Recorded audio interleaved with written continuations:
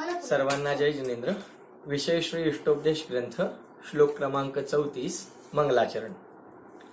जय श्री ओम नमः सिद्धेभ्यः, जय श्री ओम नमः सिद्धेभ्यः, जय श्री ओम नमः सिद्धेभ्यः.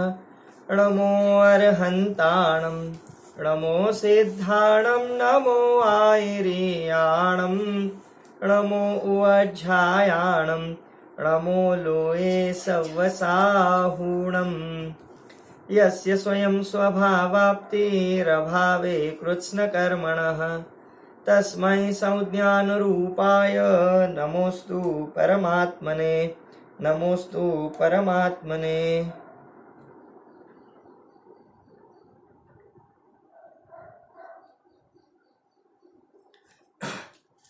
श्री पूज्यपाद स्वामी विरचित इष्टोपदेश ग्रंथाच्या आधारे आपण स्वाध्याय करतो आहोत. मागील 33 क्रमांकाच्या श्लोकामध्ये आपण या जीवाच्या मोक्ष सुखाचं कारणभूत असणारे, साधनरूप असणारे घटक पाहिले होते. सर्वात पहिला घटक होता गुरूंचा उपदेश, त्यानंतर शास्त्रांचा अभ्यास, त्यानंतर स्वपरभेद विज्ञान आणि अंतिम स्वसंवेदन. या 4 प्रकारच्या साधनांच्या द्वारे जीव आपल्या आत्मसाधनेला परिपूर्ण बनवतो आणि त्यामध्ये यशस्वी होऊन हा जीव क्रमशः मोक्ष सुखाला प्राप्त करतो. या प्रकारची चर्चा आपण विगत श्लोकामध्ये पाहिली. मग हा आत्मा अशा प्रकारे गुरूंच्या उपदेशाद्वारे स्वतःच्या आत्मकल्याणामध्ये प्रारंभ करीत असेल तर त्या गुरूंचं स्वरूप काय आहे याची स्थूल रूपाने चर्चा आपण मागील श्लोकाच्या व्याख्यानामध्ये केलेली होती. गुरु कोण असतात, कसे असतात, मिथ्या गुरु कोण आहेत, त्यांचं स्वरूप कसं आहे याची देखील चर्चा आपण मागील श्लोकाच्या व्याख्यानामध्ये केली होती.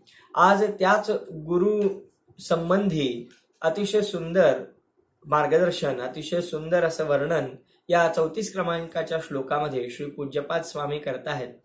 याद्वारे आपल्याला ही अध्यात्माची प्रक्रिया किती स्वतंत्र आहे, किती स्वाधीन आहे आणि किती निरपेक्ष आहे याचा उलगडा या श्लोकाच्या अभ्यासाद्वारे आपल्याला खचितच होईल. निश्चितच जिनं अध्यात्माची खोली ही किती अद्भुत आहे आणि त्यामध्ये निश्चय व्यवहार आणि निमित्त उपादानाचे सिद्धांत काय महत्त्व राखून आहेत याची प्रचिती या 34 क्रमांकाच्या श्लोकाच्या स्वाध्यायाद्वारे आपल्याला निश्चितच येईल. आपण आपल्याच निधीला प्राप्त करीत असताना आपल्यामध्ये कोणकोणते भाव उत्पन्न होतात आणि आपल्याला खऱ्या रीतीनं कोण मार्गदर्शन करू शकतं याचा उलगडा या श्लोकाद्वारे होतो. मी माझ्या सांसारिक कार्यांच्या पूर्ततेसाठी अन्य लोकांवर अवलंबून असतो. मी माझ्या मातापित्यांवर, पत्नी, मुलाबाळांवर, मित्रपरिवारावरती अवलंबून आहे. या ना त्या गोष्टींसाठी अशी धारणा होत असते. किंबहुना काही वेळेला हीच धारणा अध्यात्म मार्गामध्ये सुद्धा होते. जोपर्यंत योग्य गुरु मिळत नाहीत आणि गुरूंचा आम्हाला आशीर्वाद मिळत नाही तोपर्यंत आम्ही आमच्या अध्यात्म मार्गाला सुरुवातच करू शकत नाही वगैरे वगैरे.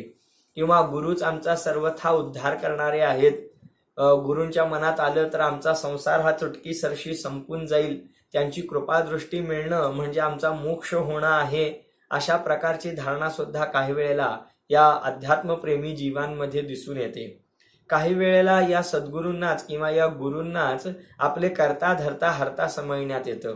काही वेळेला अशी भ्रांती निर्माण होते की देवशास्त्र गुरूंपैकी देव आणि शास्त्र यांची उचित भक्ती किंवा यांची उचित शरण न घेतली जाता केवळ गुरूंचीच शरण घेतली जाते आणि त्याद्वारे हा भोळा भाबडा अज्ञानी जीव असं मानतो की हे गुरुच मला पूर्णपणे संसारातून पार करणारे आहेत आणि त्यामुळे मला देवाची वेगळी भक्ती करण्याची आवश्यकता नाही, कारण गुरूंची भक्ती केली म्हणजे देवाची भक्ती झालीच. तर असं नाही आहे. वास्तवामध्ये गुरु कोण आहेत आणि गुरूंचं स्वरूप काय आहे हे अलौकिक आहे. त्याची चर्चा आपण विगत श्लोकामध्ये केलेली होती. आज त्या गुरूंचं असली वास्तविक स्वरूप काय आहे आणि गुरूंची निमित्त मात्रता काय आहे आणि वास्तवामध्ये हे गुरुत्व कोठे दडलेलं आहे या संबंधितला हा श्लोक आहे. अतिशय काळजीपूर्वक ऐकण्यासारखा आहे. काही वेळेला आपली गैरसमजूत होऊ शकते. आपली धारणा या ज्ञानाची स्पष्टता न कळाल्यामुळे कदाचित आपल्यामध्ये काही भ्रम राहू शकतात, तर ते राहू नयेत म्हणून आपण हे व्याख्यान अतिशय काळजीपूर्वक ऐकावं असं निवेदन मी आपल्याला करतो. तर 34 क्रमांकाचा श्लोक पाहूया, ज्याच्यामध्ये गुरूंचं वर्णन हे अध्यात्म दृष्टीनं निश्चयनयानं करण्यात आलेलं आहे. श्लोक पठण. स्वस्मिन् सदाभिलाषित्वादभीष्ट ज्ञापकत्वतः स्वयं हितप्रयोक्तृत्वादात्मैव गुरुरात्मनः. स्वस्मिन् सदाभिलाषित्वादभीष्ट ज्ञापकत्वतः स्वयं हितप्रयोक्तृत्वादात्मैव गुरुरात्मनः. या श्लोकामध्ये संधी खूप आलेले आहेत. पहिली पूर्ण पंक्ती ही संधी विग्रह केल्याशिवाय आपल्याला समजणार नाही. पहिली पंक्ती अशी आहे, स्वस्मिन सदा अभिलाषित्वात अभीष्ट ज्ञापकत्वतः. एकूण 3 शब्द आहेत. स्वस्मिन, दुसरा शब्द आहे सदा अभिलाषित्वात, आणि तिसरा शब्द आहे अभीष्ट ज्ञापकत्वतः. या अर्थ खूप सुंदर आहे. स्वस्मिन, पहिल्यांदा शब्दार्थ पाहूया. स्वस्मिन म्हणजे स्वतःमध्ये, सदा अभिलाषित्वात, सदा नेहमी, अभिलाषित्वात म्हणजे स्वतःच्या सत अभिलाषित्वात. इथे सदा हा शब्द नाहीये, सत अधिक अभिलाषित्वात असा शब्द आहे, आणि त्यामुळे त्याचा अर्थ होतो स्वस्मिन स्वतःमध्ये, सत अभिलाषित्वात म्हणजे सत म्हणजे कल्याण, स्वतःचं हित, अभिलाषित्वात म्हणजे त्याची इच्छा करणारा असल्याने, स्वतःमध्ये स्वतःच्या हिताची इच्छा करणारा असल्याने, अभीष्ट ज्ञापकत्वतः.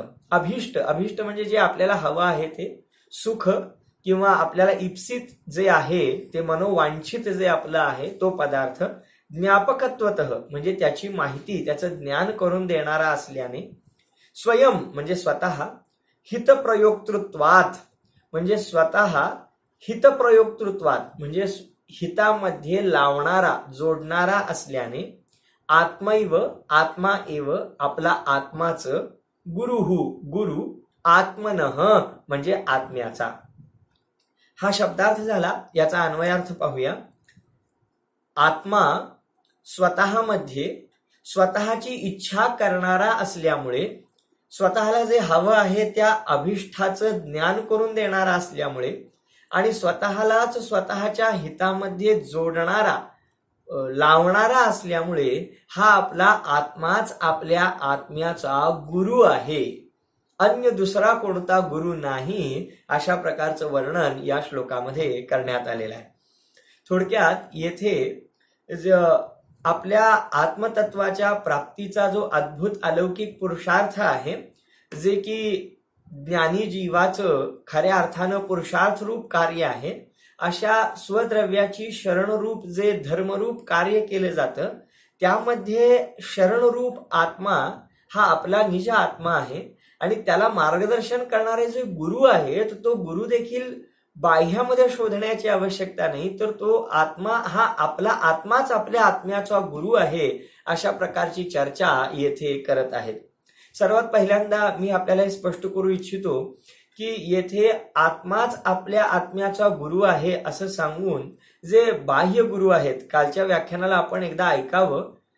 ते न ऐकता जर आपण हे व्याख्यान ऐकला तर आपल्याला विषय स्पष्ट होणार नाही. जे 2 गुरूंची चर्चा केली होती आपण, एक असतात विद्या गुरु, एक असतात लौकिक गुरु, जे आपल्याला अ ब क ड इ 1 2 3 4 5 संख्या ज्ञान, अक्षर ज्ञान देतात. तर हे सुद्धा लौकिक गुरु आहेत, विद्या गुरु आहेत. त्यांची सुद्धा यथायोग्य विनय, आदर, सत्कार केला जातो, परंतु त्यांना अध्यात्म मार्गामध्ये गुरु मानलं जात नाही. ते संसार मार्गातले गुरु आहेत. हे सद्गुरु पंचपरमेष्ठींपैकी आचार्य, उपाध्याय आणि साधू परमेष्ठी हे खऱ्या अर्थाने गुरु परमेष्ठी मानले जातात, आणि अध्यात्म मार्गामध्ये तेच खऱ्या अर्थाने या आत्म्याचे गुरु आहेत. परंतु हा देखील स्थूल व्यवहार आहे, हा देखील व्यवहार नयाने ते गुरु सांगितले जातात. वास्तवामध्ये आता निश्चय नयाद्वारे आपला आत्माच आपला गुरु आहे असं व्याख्यान येथे पूज्यपाद स्वामी 34 क्रमांकाच्या श्लोकामधून आपल्याला सांगत आहेत. याचा अर्थ मग बाहेर जे आचार्य, उपाध्याय आणि साधू परमेष्ठी आहेत, मग ते काय गुरु नाहीत का? ते सद्गुरु नाहीत का? निश्चितच आहेत. परंतु त्यांचं गुरुत्व सुद्धा तेव्हाच सिद्ध होतं जेव्हा हा जीव त्यांनी सांगितलेला उपदेश ऐकतो. म्हणजे ते सुद्धा गुरु काय करणार आहेत? गुरु आपल्याला जबरदस्ती थोडेच आत्ममार्गामध्ये लावणार आहेत. गुरु आपल्याला त्यांचं गुरुत्व किंवा त्यांची साधना, त्यांची तपश्चर्या आपल्याला देणार आहेत का? गुरु त्यांची साधना आपल्याला देऊ शकणार आहेत का? गुरु त्यांची तपश्चर्या आम्हाला प्रदान करू शकणार आहेत का? गुरु त्यांचं अतींद्रिय ज्ञान आणि अलौकिक आत्मिक सुख, त्यातलं थोडं सुख आपल्याला शेअर करू शकणार आहेत का? वाटू शकणार आहेत का? निश्चितच नाही. गुरु आपल्याला मार्ग दाखवू शकतात, गुरु आपल्याला आपल्या कल्याणामध्ये निमित्त बनू शकतात, परंतु वास्तवामध्ये जे कार्य करायचं आहे, जो पुरुषार्थ करायचा आहे, तो प्रत्येक जीवात्म्याला स्वतःच करायचा आहे. या अपेक्षेने इथे म्हणता आहेत की बाबा रे, बाह्य गुरूंचं सुद्धा एक ठराविक मर्यादा आहे, एक ठराविक लिमिटेशन आहे. ते निमित्त बनू शकतात. ते तुझ्या पुरुषार्थामध्ये स्वरूपाने, उपादान रूपाने भाग सहभागी होऊ शकत नाहीत. तर हा भाग इथे आपण लक्षात घ्यावा. या श्लोकाचा अभ्यास करीत असताना बाह्य गुरु नसतातच, बाह्य गुरूंची आवश्यकताच नसते, किंवा बाहेरचे जे निमित्त रूप सद्गुरू आहेत त्यांच्या उपदेशाशिवायच हा जीव आत्मकल्याण करतो, अशा प्रकारची भ्रांती किंवा गोंधळ आपण निश्चितच करून घेऊ नये. निश्चितच जेव्हा पुरुषार्थी जीव आपलं आत्मकल्याण साधतो, शुद्ध आत्म्याला जाणतो, तेव्हा हे बाह्यामध्ये गुरु उपलब्ध असतात. त्यांची देशना आम्हाला उपयोगी पडते. निमित्त रूपाने ते देव शास्त्र गुरु सांगितले जातात. परंतु ही स्थूल अपेक्षा झाली. सूक्ष्म अपेक्षेने येथे पूज्यपाद स्वामी सांगतात, कोणतेही गुरु तुझा हात धरून संसार समुद्रामधून तुला बाहेर काढू शकत नाहीत. ते केवळ तुला मार्ग दाखवू शकतात. साधना बाकी तुलाच करावी लागणार आहे. या अपेक्षेने या श्लोकाची चर्चा आपण प्रारंभ करीत आहोत. तर पाहूया, पहिलं कारण सांगताहेत, हा आत्माच आपल्या आत्म्याचा गुरु आहे, कोणी दुसरा या आत्म्याचा गुरु नाही. याचं पहिलं कारण सांगतायत, सत अभिलाषित्वात, सदभिलाषित्वात. म्हणजे हा आत्मा आपल्या आत्म्याचं कल्याण करण्याची इच्छा ठेवणारा हा आत्माच आहे. ज्याप्रमाणे आता मी दोन्ही बाजू समजावून सांगण्याचा प्रयत्न करणार आहे. जे गुरु आहेत, जे आत्म्याच्या उन्नतीचा उपदेश देणारे गुरु आहेत, संसारामध्ये लावणारे नाही बरं. सांसारिक पदार्थांना कसं मिळवायचं, कसं सुखासमाधानानं राहायचं, इंद्रियांचे विषय भोग कसे घेत राहायचं, घरामध्ये सुख शांतीनं कसं राहायचं, हे सांगणारे खऱ्या अर्थानं ते लौकिक गुरु आहेत, ते आध्यात्मिक गुरु नाहीत. खऱ्या अर्थाने जे आपल्या आत्म्याच्या उन्नतीची गोष्ट करतात, सम्यक दर्शन, सम्यक ज्ञान, सम्यक चारित्र्याची गोष्ट करतात, मोह भाव कमी करून नष्ट कसा करता येईल याची देशना देतात, सत्य, अहिंसा, ब्रह्मचर्य, अपरिग्रह, अचौर्य इत्यादी मूल्यांचा आम्हाला संदेश देतात. त्यांची चर्या मुळात वितरागी असते. असे जे महामुनिराज आहेत ते खऱ्या अर्थाने गुरु आहेत. आणि ते गुरु आपल्यावरती अपार करुणावंत होऊन आपल्या हिताची इच्छा करतात. ते खऱ्या अर्थाने आपले हितेच्छुक आहेत, कारण ते आपल्याला अनादिकालीन दुःखापासून दूर होण्याचा उपदेश सांगतात. बाकीचे लोक तर आपली तात्पुरती ही जी परिस्थिती आहे किंवा हे जे तात्पुरतं उत्पन्न झालेलं दुःख आहे त्यापासून वाचण्याची किंवा या जन्मापुरतीची गोष्ट सांगतात की बाबा रे, अशा अशा रीतीने पैसा कमव जेणेकरून तुझा जीवनयापन होईल, तुझी दिनचर्या चालेल, तुझा उदरनिर्वाह घडेल, किंवा अशा अशा पद्धतीने राहा म्हणजे तुला कुटुंब सौख्य मिळेल. तर अशा पद्धतीने मार्गदर्शन करणारे हे तर सामान्य रीतीनं आपले लौकिक गुरु झाले. येथे खऱ्या अर्थाने जे आपल्या रत्नत्रयाची गोष्ट करतात, कर्मबंधाच्या नाशाची गोष्ट करतात, आत्मिक अतींद्रिय सुख मिळवून मोक्ष सुख प्राप्त होईल अशा प्रकारचा उपदेश देतात, ते खऱ्या अर्थाने सद्गुरू आहेत. आणि ते खऱ्या अर्थाने आपले हितेच्छुक आहेत, आपले हित बांधव आहेत, की जेणेकरून ते आपल्या हिताची इच्छा करतात. आपल्याला सांगण्यामध्ये मला अतिशय आनंद वाटतो की हे सद्गुरू सुद्धा कुणाच्याही हिताची इच्छा करीत नाहीत. खऱ्या अर्थानं ते समोरच्या जीवामधली पात्रता बघतात. पात्रता असल्याशिवाय कधीही हे गुरु उपदेश द्यायच्या भानगडीत पडत नाही. कारण समोरचा अभव्य असेल, कषायांनी लिप्त झाला असेल, भयंकर वैतागलेला असेल किंवा तीव्र कषायी असेल, तर अशा जीवाला उपदेश दिला जात नाही. कारण पहिल्यांदा वाट पाहिली जाते, तो त्याचे कषाय भाव सोडून मंद कषायामध्ये येईल. कारण तीव्र कषायी जीवाला जितका उपदेश दिला जातो तो त्याचा उलटच ग्रहण करतो. पयःपानम ही भुजंगानाम केवलम विषवर्धनम. बाबा रे, सापाला जितकं दूध पाजलं जातं त्या दुधाचं तो साप विषच करतो. कारण त्या सापामध्ये पात्रताच नाहीये त्या दुधाला ग्रहण करून त्याला तसंच ठेवण्याची.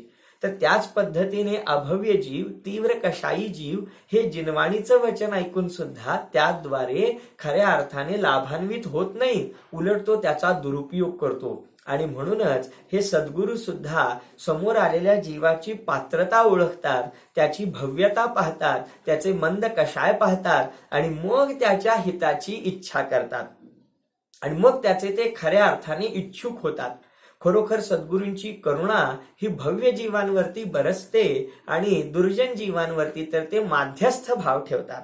ठीक आहे बाबा, तुझं तुझ्याबरोबर, माझं माझ्याबरोबर, अशा प्रकारचा भाव हे सद्गुरू आपल्या जीवनामध्ये बाळगत असतात. आणि म्हणून खऱ्या अर्थानं सद्गुरूंची कृपा आपल्याला मिळवायची असेल, त्यांचा उपदेश आपल्याला मिळवायचा असेल, तर ठराविक रीतीची पात्रता आपण आपल्या अंगी जागृत करावी लागेल, जागृत केली पाहिजे, जेणेकरून आपली पात्रता ओळखून त्यांच्यामध्ये करुणाबुद्धी उत्पन्न होईल आणि मग त्या करुणाबुद्धीने दयावंत होऊन ते आपल्याला काहीतरी सत्याचे, अहिंसेचे, आत्मकल्याणाचे 4 शब्द सांगू शकतील. तर कारण सद्गुरूंना वेळ आहेच कुठे, त्यांना त्यांच्या आत्म्याचं कल्याण करायचं आहे, त्यांना स्व आत्मकल्याण साधायचं आहे, त्यांना तपश्चर्या करायची आहे, स्वतःच्या कर्मांची निर्जरा करायची आहे, त्यांना परकल्याणासाठी वेळच नाहीये. आणि त्यामुळे हे सद्गुरू समोर आलेल्या जीवातील पात्रता पाहून मगच उपदेश करतात. मोक्षमार्ग प्रकाशक ग्रंथामध्ये सुद्धा खऱ्या अर्थाने अशाच रीतीने कथन आलेलं आहे की पात्र जीवाला पाहून, मला नेमके शब्द आठवत नाही आहेत, परंतु आचार्य कल्प पंडित टोडरमलजी असं सांगतात की आचार्य, उपाध्याय आणि साधू परमेष्ठी सुद्धा समोरच्या जीवाची पात्रता पाहून मग त्यांना करुणाबुद्धी होते आणि मग त्याद्वारे कधी ते उपदेश करतात आणि कधी ते उपदेश देत नाही. म्हणजे हे त्यांच्या सर्वस्वी आत्मसाधनेवर अवलंबून आहे. त्यांना विकल्प झाला तर ते उपदेश करतील, नाही विकल्प झाला तर ते आत्मसाधनेमध्ये मग्न राहतील. वास्तवामध्ये इतका सुंदर विषय आहे हा सुद्धा, खूप याला वाढवता येईल, पण मी इथे मर्यादा करतो कारण पुढे आपल्या विषयाला पाहायचं आहे. अपात्र शिष्याला समजावून सांगण्याचा गुरुचा विकल्प त्याच्या पतनाला कारण आहे. अपात्र, कषायी, अभव्य जीवाला त्याचं हित करण्याचा जो त्याच्या गुरुचा विकल्प आहे तो निश्चितच त्याची साधना भंग करणारा आहे. आणि गुरु ती जोखीम उचलत नाही. तो म्हणतो मला माझ्या निजात्म्याचं कल्याण करता करता सहज इतरांच्या कल्याणामध्ये निमित्त होता आलं तर ठीक, मला जबरदस्ती त्या शिष्यांना त्यांच्या हितामध्ये संलग्न करता येणार नाही. कारण प्रत्येक द्रव्य स्वतंत्र आहे, प्रत्येक जीवाचा पुरुषार्थ वेगळा आहे. तर अशा पद्धतीने आपण पाहिलं की गुरु हा एकदा जर त्याने शिष्याची योग्यता ओळखली, एकदा गुरुने समोरच्या जीवाची पात्रता ओळखली, तर मग तो जीव, तो गुरु त्या शिष्याच्या हिताची इच्छा करतो आणि त्याच्या हितासाठी तो उद्यमवंत होतो. तर हे झालं परगुरूबद्दल, म्हणजे हे बाहेर असणाऱ्या गुरूंबद्दल. येथे त्या बाहेरच्या गुरूंची चर्चा नाही आहे. या श्लोकामध्ये सांगतात की बाबा रे, तुझा आत्माच खऱ्या अर्थाने तुझा गुरु आहे. आता हे कसं काय, आता तुलनात्मक आपण पाहूया. जसे ते बाहेरचे गुरु एखाद्या जीवाची योग्यता पाहून त्याच्या हिताची इच्छा करतात, परंतु त्यांच्या हिताच्या इच्छा करण्याने शिष्याचं कल्याण होत नाही, तर शिष्याला स्वतःला तदनुरूप स्वतःच्या कल्याणाची भावना व्हावी लागते. म्हणजे मला सुखी व्हायचं आहे, मला माझ्या दुःखांचा नाश करायचा आहे, मी सुखी होणारच असा निश्चय किंवा अशी भावना कोण करतं? ते बाहेरचे गुरु करतात की हा जीवात्मा करतो? निश्चितच अशा प्रकारचा भाव पहिल्यांदा जीवाने करणं आवश्यक आहे. म्हणजे पहिल्यांदा शिष्याला असं वाटलं पाहिजे की मला आत्मोन्नती करायची आहे. पहिल्यांदा या भक्त जीवाला असं वाटलं पाहिजे की मला माझं कल्याण साधायचं आहे. त्या कल्याणाची आस त्या जीवाला पहिल्यांदा उत्पन्न व्हावी लागेल, तर गुरु त्याच्यामध्ये निमित्त होतील. पहा ना, आई किती समजावून सांगत असते मुलाला, असं वाग, तसं वाग, असं वागू नकोस, तसं वागू नकोस. पिता सुद्धा सांगतात आपल्या मुलाबाळांना की असं वागावं, तसं वागू नये. पण ते केवळ समजावून सांगू शकतात ना, ते त्या मुलामध्ये परिवर्तन तर घडवून आणू शकत नाहीत. त्या उपदेशाला ऐकून बदलायचं की नाही बदलायचं हा विचार कोण करणार? हा विचार ते मुलगा स्वतः करणार, तो पुत्र स्वतः करणार. अगदी त्याचप्रमाणे येथे सांगतात की सद्गुरू सुद्धा केवळ आपल्याला उपदेश देतील, परंतु तदनुसार माझ्यासाठी हिताचं काय आहे, अहिताचं काय आहे याचा विचार करून मला माझं आत्मकल्याण करायचं आहे, अशा प्रकारची भावना उत्पन्न करणारा खऱ्या अर्थाने हा जीवात्मा स्वतः आहे. आणि या अपेक्षेने येथे सांगतात की हे गुरुचं पहिलं लक्षण कोणतं, की आपल्या शिष्याच्या हिताची इच्छा करायचं, त्याचं भलं करण्याची इच्छा करायची, त्याचं अद्भुत कल्याण होवो अशा प्रकारची अभिलाषा करण्याचं काम गुरुच आहे. आणि येथे अनादिकालीन दुःखाला भोगणारा हा अज्ञानी जीवात्मा असं म्हणतो की बास झालं, पुरे झालं, आजपर्यंतच्या या संसार चक्राला मी कंटाळलो, दुःख भोगून भोगून मी आता थकलो, आता मला या संसाराला संपवायचं आहे, मला माझ्या निज आत्म्याचं कल्याण करायचं आहे. अशा प्रकारचा भाव जेव्हा जीव आपल्यामध्ये उत्पन्न करतो तेव्हाच तो स्वतःचं कल्याण करू शकतो. कल्याण करण्या अगोदर कल्याणाची आस लागणं आवश्यक आहे. आणि तेच इथे सांगतायत की अशा प्रकारची इच्छा उत्पन्न होणं हे आपल्या जीवात्म्यामध्ये जीव स्वतः करतो, म्हणून तो जीवात्माच स्वतः गुरु आहे. आशा करतो की आपल्याला हा विषय समजत असेल.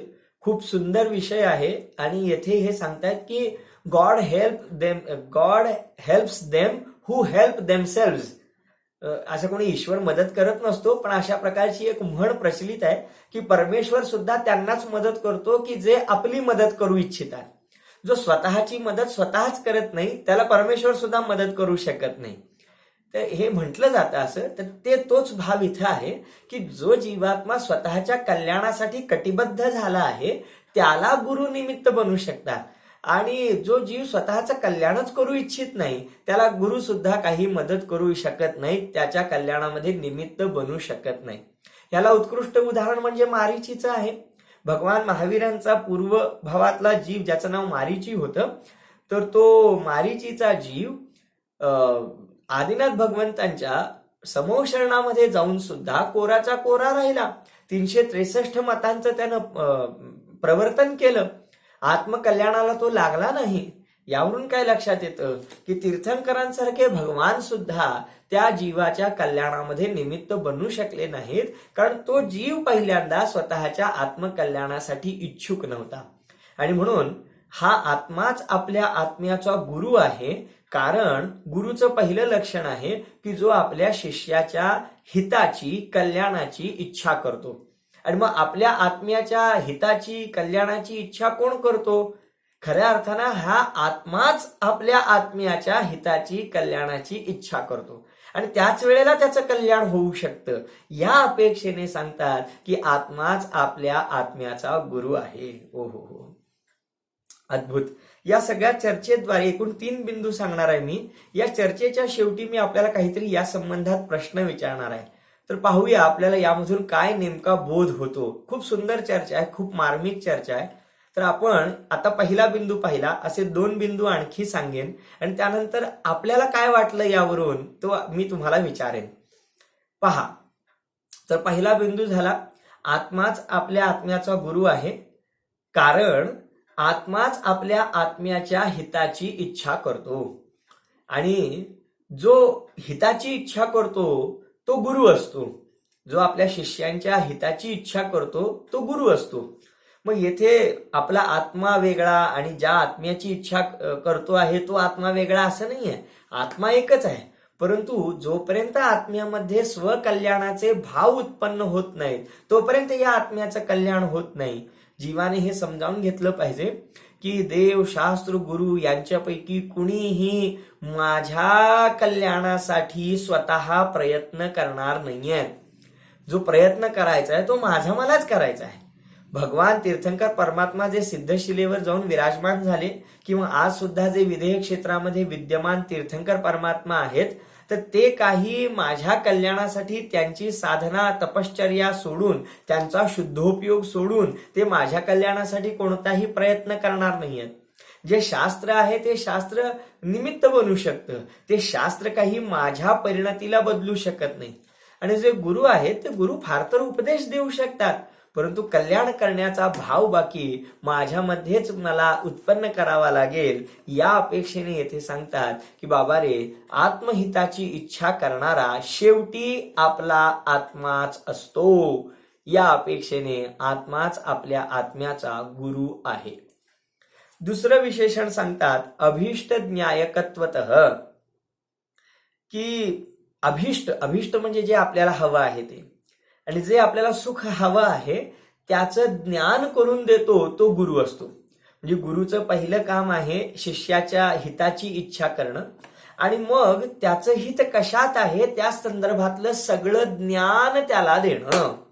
हे सुद्धा गुरुचं अद्भुत कौशल्य आहे. पहा, मी काय सांगितलं, म्हणजे मी शिक्षक आहे, तर मी पहिल्यांदा माझ्या विद्यार्थ्यांमध्ये शिकण्यासंबंधी उत्सुकता जागृत करतो, जिज्ञासा जागृत करतो. त्यांना मी डायरेक्ट शिकवायला जात नाही, तर त्यांच्यामध्ये पूर्वज्ञानाच्या आधारे मी त्यांच्यामध्ये अशी काही जादूची कांडी फिरवतो, अशा प्रकारे काही पुरुषार्थ करतो, अशा प्रकारे काही प्रश्नोत्तर करतो की जेणेकरून त्यांना नवीन विषय जाणून घेण्यासंबंधीची उत्सुकता जागृत झाली पाहिजे. आणि एकदा ती उत्सुकता जागृत झाली की मग मला काय शिकवायचंय ते मी शिकवतो, कारण मी शिक्षक आहे. तर त्या पद्धतीची उत्सुकता त्यांच्यामध्ये एकदा उत्पन्न केली की मग ते शिकायला तयार होतात. अगदी तेच इथे सांगितलेलं आहे की गुरु पहिल्यांदा शिष्यामध्ये आत्मकल्याणाची इच्छा जागृत करतो, आणि मग एकदा त्याला आत्मकल्याणाची इच्छा जागृत झाली की मग त्याला आत्मकल्याणासाठी आवश्यक जे जे ज्ञान आहे ते सगळं पुरवतो. हे झालं बाह्य गुरुचं. आता तेच सगळं पूज्यपाद स्वामी अंतरंगामध्ये घटित करतात की बाबा रे, गुरुने कितीही प्रयत्न केला तरी आत्मकल्याणाची इच्छा शिष्यामध्ये उत्पन्न झाली पाहिजे. आणि गुरु कितीही ज्ञान देणारा असला तरी हा आत्मा स्वतः ज्ञानपूर्वक, स्वतः ज्ञान क्रिया करून ज्ञानाची प्राप्ती करतो, आणि म्हणून असली गुरु तर आपला आत्माच आहे. हो, हे बाह्य गुरु जे निमित्त रूपाने गुरु आहेत, जरा कन्फ्युजिंग होऊ शकेल, गोंधळात पडल्यासारखा विषय वाटू शकेल, पण तसा नाहीये. येथे बाह्य गुरूंची अपेक्षा सांगून, बाह्य गुरूंसंबंधी माहिती देऊन, तोच भाव आपल्या आत्म्यावरती घटित करून आपला आत्माच खऱ्या अर्थाने आपला गुरु आहे हे इथे सिद्ध करत आहेत. गुरु कसे असतात? हे जे बाह्य गुरु आहेत ते गुरु कसे असतात तर एखाद्या वैद्याप्रमाणे असतात, एखाद्या डॉक्टर प्रमाणे असतात. खूप सुंदर विषय आहे, या विषयाने मला खूप लाभान्वित केलेला आहे. तर एखादा जो वैद्य असतो तो काय काम करतो, तर एखाद्या माणसाला माहीतच नसतं की त्याला रोग झालाय, तर चाणाक्ष विद्वान जो कुशल वैद्य असतो तो अशा प्रकारे त्या मनुष्याला पाहून पहिल्यांदा त्याला हे सांगतो की बाबा रे, तुला अमुक अमुक रोग झालेला आहे. मग तो म्हणतो मला रोग झालाय, मला तर माहीतच नाही मला हा रोग झालाय. तर मग तो सांगतो की हे बघ, तुला अमुक एक रोग झालाय आणि त्या रोगाची लक्षणं अशी अशी असतात. मग तू पहा बरं, ही लक्षणं तुझ्यामध्ये आहेत की नाही. मग तो ती लक्षणं त्याच्यामध्ये आहेत हे दर्शवून देतो, आणि मग ती लक्षणं ज्याच्यामध्ये नाहीत अशा निरोगी व्यक्तीचं उदाहरण देऊन त्या लक्षणांनी रहित अशी निरोग दशा कशी असते तेही त्याला सांगतो. आणि मग या पहिल्यांदा त्याला रोग झाला आहे याची खात्री पटवून देतो. काय काय सांगितलं? पहिल्यांदा रोगी मनुष्याला त्याचा रोग सांगतो, त्यानंतर त्या रोगाची लक्षणं सांगतो, मग त्या रोगाची लक्षणं त्याच्यामध्ये दिसतात की नाही त्याची परीक्षा करवतो, त्यानंतर त्या रोगाच्या लक्षणांनी रहित असा जो निरोगी जीव आहे त्याचं उदाहरण देऊन निरोगी दशा कशी असते हेही समजावून सांगतो. आणि मग जेव्हा त्या रोग्याला विश्वास होतो की हा निरोगी व्यक्ती आहे आणि ही रोगाची लक्षणं सांगितलेली आहेत आणि ती माझ्यामध्ये दिसत आहेत, अशा प्रकारे निर्णय केल्यानंतर मग तो वैद्य त्या रोग्याला उचित औषध सामग्री सांगतो.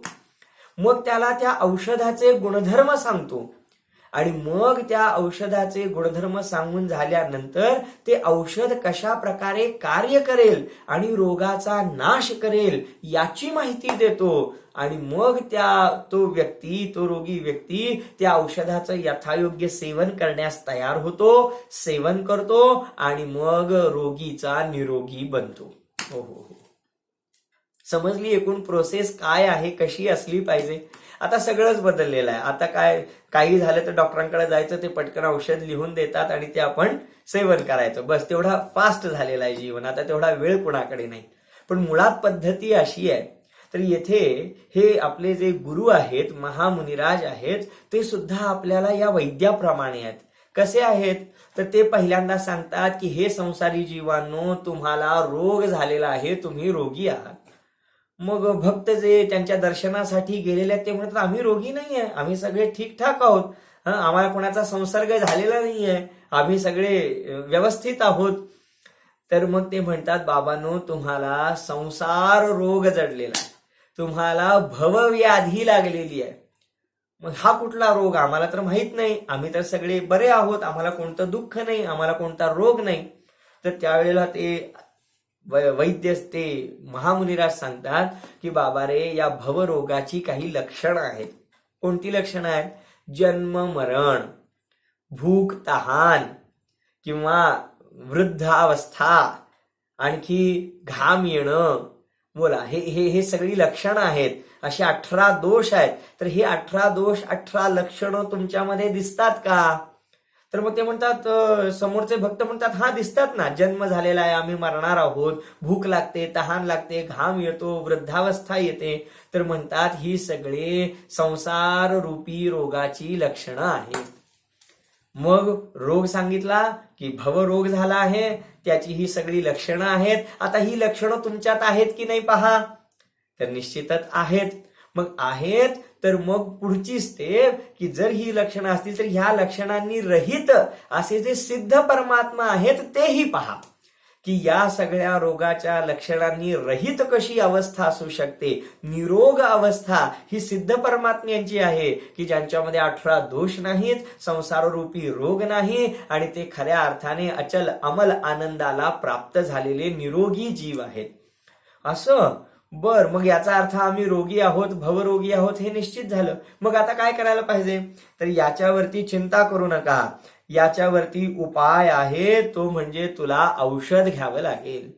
मग कोणतं औषध घ्यावं लागेल? तर त्या औषधाचं नाव आहे रत्नत्रयाचं औषध. सम्यक दर्शन, सम्यक ज्ञान आणि सम्यक चारित्र्याची गुटी तुला घ्यावी लागेल. या संजीवनीद्वारेच तुझा रोग दूर होऊ शकतो. पण या औषधाचं नाव झालं, हे औषध कसं असतं, त्या औषधाचे गुणधर्म काय आहेत? तर भेद विज्ञान हा त्या रत्नत्रयाचा गुणधर्म आहे. त्या औषधीमध्ये असणारे गुणधर्म आहेत. वीतरागता, स्वपर भेद विज्ञान, अपरंपार शांती हे त्या औषधाचं स्वरूप आहे. मग ते सेवन कसं करायचं आणि त्याद्वारे माझा रोग कसा नष्ट होणार? तर बाबा रे, जेव्हा तू रत्नत्रयाची प्राप्ती करशील, हे औषध घेशील, तेव्हा तुझ्यामध्ये तत्व विचार उत्पन्न होईल, तत्व निर्णय होईल, वस्तू स्वरूपाचा निर्णय होईल आणि मग कर्मबंध नष्ट होतील. आणि जेव्हा कर्मबंध नष्ट होतील तेव्हा हे व्हायरस आणि विषाणू संपून जातील. तेव्हा आपोआपच तुझी निष्कर्म रूप सिद्ध दशा प्रकट होईल, म्हणजेच तू निरोग होऊन जाशील. तर अशा प्रकारे हे बाह्य गुरु आपल्याला आपल्या रोगाची माहिती देऊन त्या रोगाच्या पासून मुक्त होण्याचा उपाय सांगतात. हे इथपर्यंत बाह्य गुरु करू शकतात. पण त्यांचं ऐकायचं की नाही ऐकायचं, त्यांनी सांगितलेलं खरं मानायचं की नाही मानायचं, ते सगळं डोक्यात घ्यायचं का नाही घ्यायचं, त्याच्याकडे लक्ष द्यायचं की नाही द्यायचं, हे कोण ठरवणार? हे तो जीव ठरवणार. आणि जो जीव या बाह्य गुरूंचं ऐकून सचेत होतो, जागृत होतो, सावधान होतो आणि ती ट्रीटमेंट घ्यायला तयार होतो, त्यावेळी तो निर्णय त्या जीवाने स्वतः घेतलेला आहे. या अपेक्षेने पूज्यपाद स्वामी सांगतात की प्रत्येक आत्म्याचा गुरु स्वतःचा आत्माच आहे. कारण इतकं सगळं सांगितल्यानंतर सुद्धा त्या गुरूंचं सगळेजण ऐकतात थोडंच. थोडे जण ऐकतात, थोडे जण सोडून देतात आणि काहीच मोजके लोक त्या देशनेला, त्या उपदेशाला धारण करतात.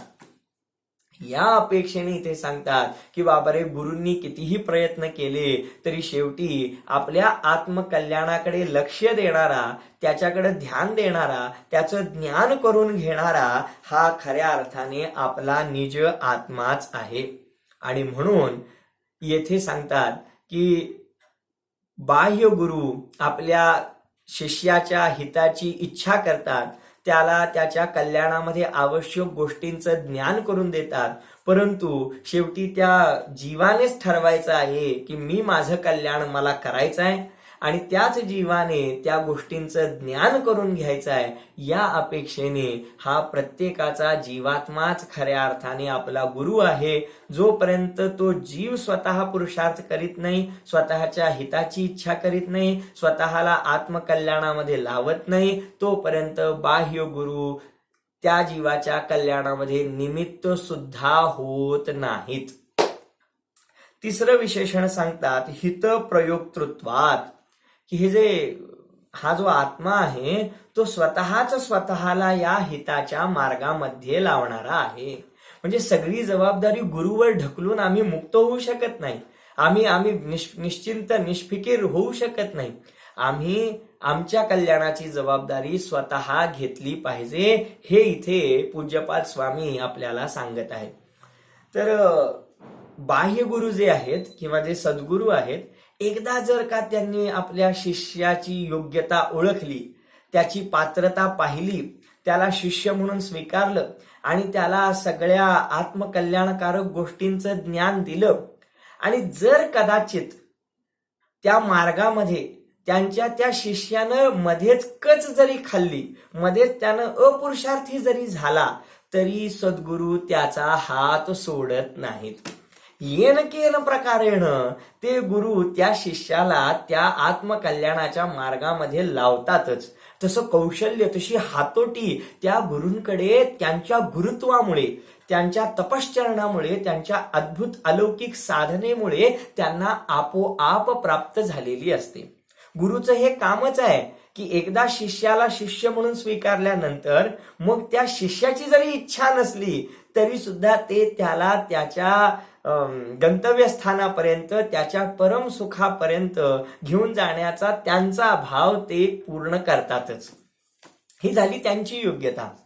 यासाठी एक उदाहरण मला आठवतं की 2 मुनिराज प्रायश्चित्त घेण्यासाठी आचार्य महाराजांकडे गेले आणि त्यांनी सांगितलं की आम्हाला खूप प्रमाद आला होता, कालच्या दिवशी आम्हाला खूप प्रमाद आलेला आहे, तर मग आम्ही त्या प्रमादात संबंधी प्रायश्चित्त घेऊ इच्छितो. आळस आलेला आहे किंवा शरीर हे प्रमादी झालेलं आहे, तर मग त्यावेळेला आम्ही काय प्रायश्चित्त घेतलं पाहिजे. त्यावेळी आचार्य गंभीर होऊन विचार करतात आणि एका मुनिराजांना म्हणतात, तुमचं प्रायश्चित्त हे आहे की तुम्ही आजपासून 2 दिवस उपवास करायचा आहे. आणि दुसऱ्या मुनिराजांना सांगतात की तुम्हालाही प्रमाद आलाय ना, तर तुमच्यासाठी ही आज्ञा आहे की तुम्ही उपवासाचा संकल्प न घेता तुम्ही आहारचर्येसाठी जायचंच आहे. आता येथे सामान्य लोकांना प्रश्न पडू शकतो की प्रमाद तर दोघांनाही आलेला आहे, मग एकच प्रमादरूपी दोष घडलेला असताना एकाला 2 दिवसांचा उपवास आणि एकाला आहार घेण्यासंबंधीची आज्ञा, अशा प्रकारे 2 वेगवेगळे आदेश, 2 वेगवेगळे उपदेश कसे काय शक्य आहेत. चूक एकच आहे, प्रमाद एकच आहे म्हटल्यावरती त्याच्यावरचा उपाय, प्रायश्चित्त सुद्धा एकच असलं पाहिजे असं नाही. हेच तर गुरुचं कौशल्य आहे. प्रमाद जेव्हा झाला म्हणून सांगण्यात आलं तेव्हा त्यांनी विचार केला की एका मुनिराजांना गरिष्ठ आहार घेतला गेल्यामुळे कदाचित त्यांना अशा प्रकारचा प्रमाद आला होता आणि त्यामुळे त्यांना सांगण्यात आलं की तुम्ही आहारासाठी जायचं नाही, उपवास करा. आणि दुसऱ्या मुनिराजांनी सलग उपवास केले होते, त्यामुळे त्यांचं शरीर कृश झालेलं होतं, त्यामुळे त्यांना शरीराची स्थिती न टिकल्यामुळे प्रमाद येत होता.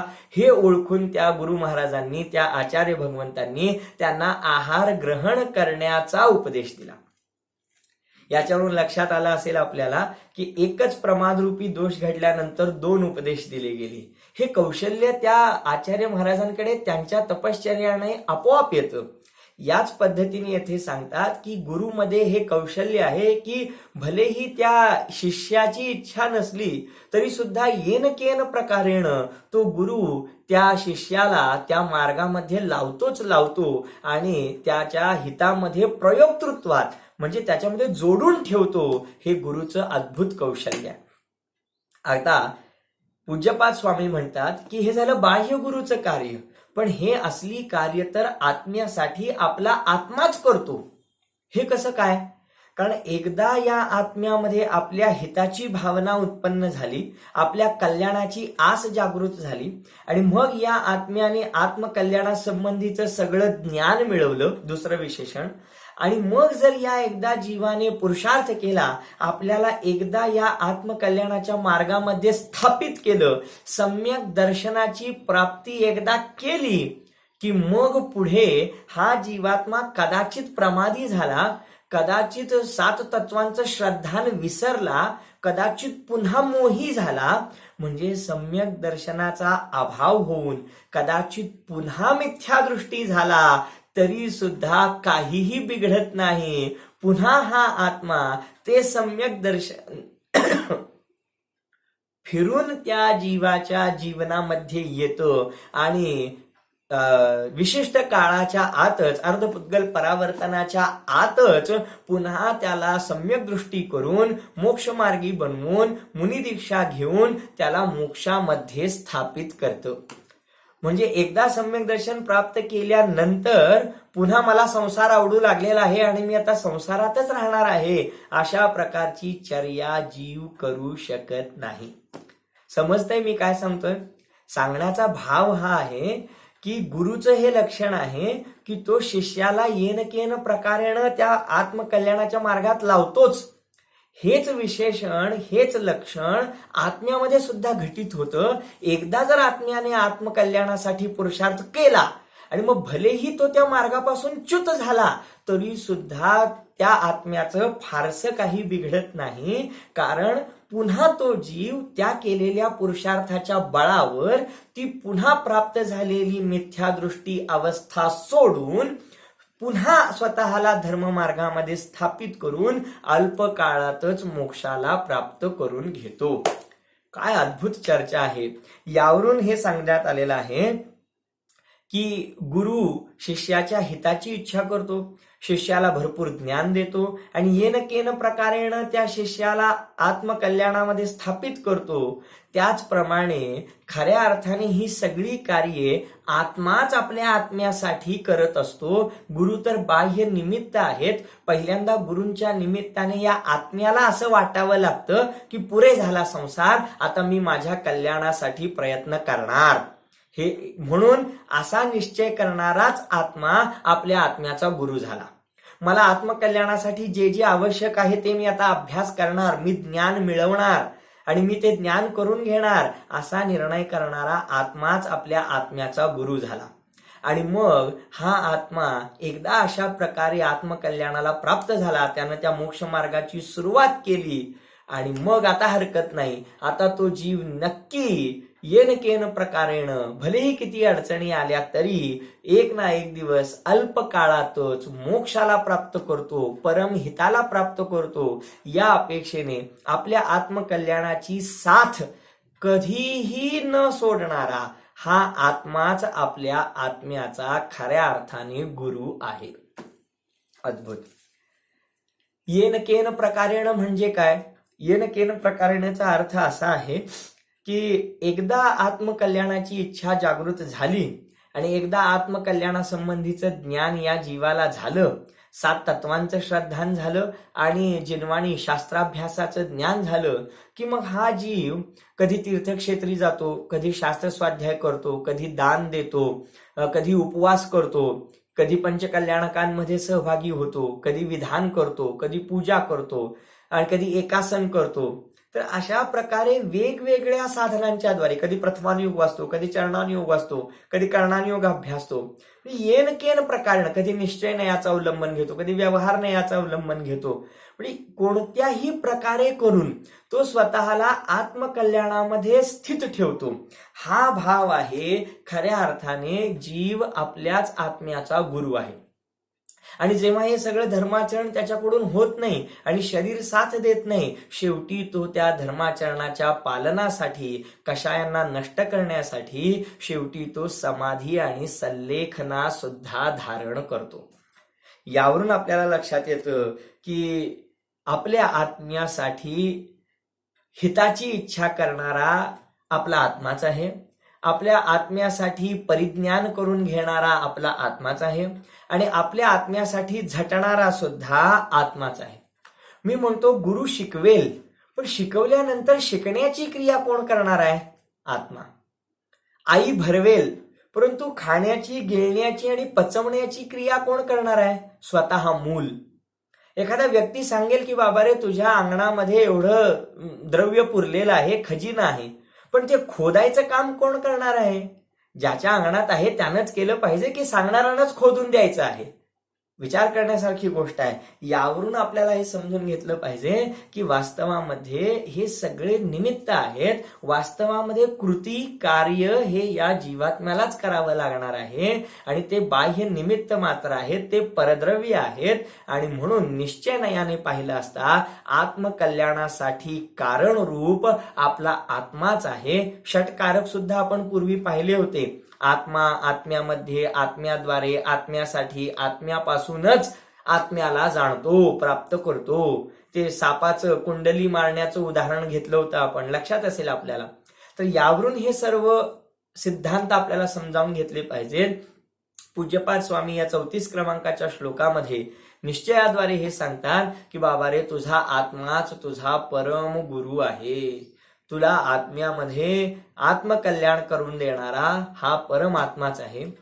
एक रहस्यमयी गोष्ट सांगतो की जेव्हा हा जीवात्मा आपल्या कल्याणासाठी बद्ध होतो, कंबर कसतो, निश्चयवंत होतो, पुरुषार्थी होतो, तेव्हा त्याला अनुकूल असे गुरु प्राप्त झाल्याशिवाय राहत नाहीत. म्हणजे मला योग्य गुरु मिळाले नाहीत म्हणून माझा विकास थांबला, म्हणून माझं आत्मकल्याण व्हायचं थांबलं, असं कधीही होत नाही. मुळात पात्रता जागृत होते आपल्यामध्ये. आणि जेव्हा आपल्यामध्ये अशा प्रकारची अद्भुत पात्रता जागृत होते आत्मकल्याणाची, तेव्हा त्या आत्मकल्याणामध्ये निमित्त असे सद्गुरू सहजरित्या आपल्याला उपलब्ध होतात. त्यांना शोधत बाहेर फिरावं लागत नाही. तुम्ही म्हणाल असं कसं फिरावं लागत नाही? कारण निमित्तांना शोधावं लागत नाही. उपादानाची योग्यता जागृत झाली तर निमित्त आपोआप हजर होतात. हे अद्भुत असं ते आपोआप निकटवर्ती होतात. या जीवाची अशी योग्यताच जागृत होते की ते सद्निमित्त तेथे आल्याशिवाय राहत नाही. भरोसा पाहिजे आपल्या परिणामांचा, भरोसा पाहिजे आपल्या योग्यतेचा, विश्वास पाहिजे आपल्या कल्याणाचा. तर अशा प्रकारे येथे अद्भुत गोष्ट सांगतायत की या जीवासाठी गुरु म्हणून बाह्य गुरु तर आहेतच, पण ते निमित्त रूपाने आहेत. खऱ्या अर्थाने आपल्या आत्म्याचा गुरु आपला आत्माच आहे. या संबंधी जेव्हा थोडासा मी विचार केला तेव्हा मला हे जाणवलं की येथे गुरूंसंबंधी चर्चा करत आहेत, पण सगळीच नाती याच्यामध्ये आपण घेऊ शकतो. म्हणजे या आत्म्याचा गुरु आत्माच आहे, त्याप्रमाणे या आत्म्याची आई सुद्धा आत्माच आहे. खरं म्हणजे घेण्याची आवश्यकता इथे श्लोकामध्ये नाहीये, परंतु सहजच हा विचार येतो की माझी आई कोण, माझे पिता कोण, माझे बंधू कोण, माझी पत्नी कोण. तर हे जे सर्व नातेसंबंध आहेत हे तर या शरीराच्या निमित्ताने झालेले आहेत, ठराविक काळापासून झालेले आहेत. माझा जन्म झाला तेव्हापासून सगळी नाती निर्माण झाली. पण माझं वय आहे त्याच्यापेक्षा 2-4 वर्ष अधिक केली आणि मी 50-60 वर्षांपूर्वी, 100 वर्षांपूर्वी हे माता पिता कुठे होते? आणखी 100-150 वर्षानंतर हे माता पिता पत्नी मुलं बाळं कुठे असणार आहेत? निश्चितच अमुक सालापासून अमुक सालापर्यंत, जन्मतिथीपासून पुण्यतिथीपर्यंत ही सगळी नाती आहेत. त्याच्या अगोदर नव्हती आणि त्याच्यानंतरही असणार नाहीये. मग खऱ्या अर्थानं माझी माता कोण? खऱ्या अर्थाने माझे पिता कोण? माता कोणाला म्हणायचं? जी आपलं भरण पोषण करते, जी आपल्याला लालन पालन करून वृद्धी करते, वाढवते, ती आपली माता. जी आपल्याला जन्माला घालते ती आपली माता. मग आपल्यामध्ये सम्यक दर्शन ज्ञान चारित्र्याला जन्म घालणारा हा आपला आत्माच आहे. खऱ्या अर्थानं या आपल्या आत्म्याचा विकास करणारा, पुष्टी करणारा, पालन पोषण करणारा आपला आत्माच आहे. आणि म्हणून आपला आत्माच आपली माता आहे. पित्याचं काम काय आहे? संरक्षण करणं. संरक्षण करणं म्हणजे सुरक्षा देणं हे पित्याचं पहिलं काम आहे. त्याप्रमाणे या आत्म्याची सुरक्षा या कर्मरूपी शत्रूंपासून आपल्या आत्म्याला कोण वाचवतं? देवशास्त्र गुरु नाही. आपल्या आत्म्यापासून, या कर्मांपासून आपल्या आत्म्याला वाचवणारा आपला आत्माच आहे. आणि म्हणून खरे पिता सुद्धा आपला आत्माच झाला. बंधुजन काय काम करतात? सुखदुःखाच्या वेळेला सांत्वनाला येतात, सुखदुःखाच्या वेळेला सहभागी होतात, आपल्या सुखदुःखामध्ये वाटेकरी होतात. तर खऱ्या अर्थानं पाहायला गेलं तर आत्म्याच्या सुखदुःखांमध्ये कोण वाटेकरी आहे? कुठलेही बाह्य जीव होऊ शकत नाही. ते भावना करतात, पण स्वतःचं सुखदुःख स्वतःलाच भोगायला लागतं. या अपेक्षेने खऱ्या अर्थाने हा आपला आत्माच आपला बंधुवर्ग आहे. मुलगा कोणाला म्हणायचं? पत्नी कोणाला म्हणायचं? जी आपल्याला रमवते ती आपली पत्नी. मग या आत्म्याला रमवण्यामध्ये कोणतेही परपदार्थ समर्थ नाहीये. आत्म्याला जर रमवायचं असेल, स्थिर करायचं असेल, सदा काळासाठी मग्न करायचं असेल, तर परपदार्थांमध्ये हा आत्मा सदा काळासाठी रमतच नाही. म्हणून त्याला आत्म्याला रमण्यासाठी आत्माच पाहिजे. तीर्थंकर परमात्मा, अरिहंत आणि सिद्ध परमात्मा एकदा आत्म्यामध्ये गेले, पुन्हा कधी बाहेर आलेच नाहीत. पुन्हा कधी त्यांचा उपयोग शुद्धात्मा सोडून बाहेर आलाच नाही. तिथेच तो रमला. म्हणजे आत्म्याला रमण्याचं उत्कृष्ट ठिकाण आत्माच आहे. या अपेक्षेने पत्नी सुद्धा आपला आत्माच झाला. पुत्र जो आपली आज्ञा ऐकतो तो पुत्र, त्यालाच पुत्र म्हणतात. जर पुत्र आज्ञा ऐकू नाही लागला तर त्याला पुत्र म्हणत नाहीत. तू माझा मुलगा नाहीस. इथे सांगतात की वास्तवामध्ये आपल्या आत्म्याची आज्ञा कोणावर चालते? परपदार्थांवर तर आत्म्याची आज्ञा चालत नाही. आपली आज्ञा आपल्या आत्म्यावरच चालते. कारण आपण आपल्या आत्म्याचं परिणमन करू शकतो. या अपेक्षेने आपला आत्माच आपला पुत्र आहे. मी तर म्हणतो शत्रू सुद्धा आपला आत्माच आपला आहे. शत्रू कोणाला म्हणतात? जो आपला अहित करेल. आपल्या आत्म्याचं अहित कुणी केलंय? कुणी केलंय? शत्रूंनी, बाहेरच्या कर्मांना कुणी बोलवलं? आम्हीच. या अपेक्षेने पाहिलं तर आपल्या आत्म्याचा शत्रू सुद्धा आपला आत्माच आहे. या अपेक्षेने पाहिलं तर इथे केवळ गुरूंची चर्चा आहे. मी केवळ त्याला थोडासा वाढवलं चिंतनासाठी, दिशा देण्यासाठी. आपल्याला पटलं तर स्वीकारावं, अन्यथा सोडून द्यावं.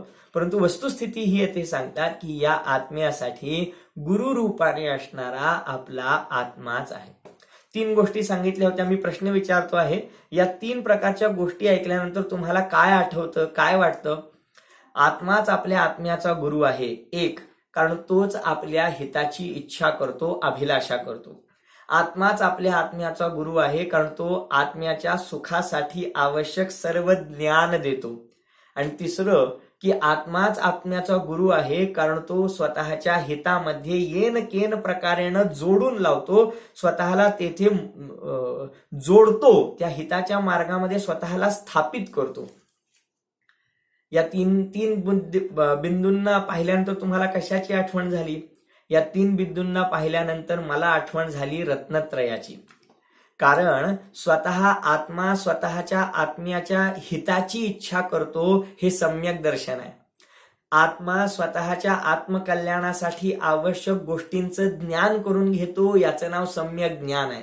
आणि हा आत्मा येन केन प्रकारेनं स्वतःला हिताच्या मार्गामध्येच लावून ठेवतो, तिथून बाहेर जाऊ देत नाही, याचं नाव सम्यक चारित्र्य आहे. म्हणजे या 3 बिंदूंच्या द्वारे मला इथे सम्यक दर्शन, ज्ञान, चारित्र्य दिसतात. आपण पुन्हा एकदा विचार करून पाहावं की याच्यामध्ये दर्शन, ज्ञान, चारित्र्याचा संकेत आहे. आणि दर्शन, ज्ञान, चारित्र्य हे आत्म्याचेच गुण आहेत. या अपेक्षेने येथे सांगतात आत्मा आत्म्याच्या हिताची इच्छा करणारा असल्याने आत्म्याचा गुरु आहे. आत्मकल्याणासाठी आवश्यक परिज्ञान करून देणारा आत्मा असल्यामुळे आत्माच आत्म्याचा गुरु आहे.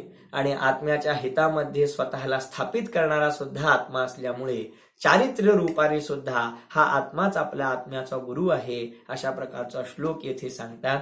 आपण या आत्म्याला आत्मस्वरूपाने जाणून मग बाह्यामध्ये जी काही नाती आहेत, जे काही संबंध आहेत, जे काही संयोग आहेत, त्यांच्यामध्ये यथायोग्य कर्तव्य करीत करीत आपल्या आत्मस्वरूपाला वृद्धिंगत करीत करीत, पुष्ट करीत करीत, बलवान करीत करीत आपल्या मोक्ष मार्गाला प्रशस्त करावं, या मंगल भावनेने ओम नमः. या वाणी के ज्ञान से सूझे लोकालोक, सो वाणी मस्तक नमो सदा देत हूँ ढोक, सदा देत हूँ ढोक. जय बोलो द्वादशांगमयी जिनवाणी माता की जय, जिन धर्म की जय.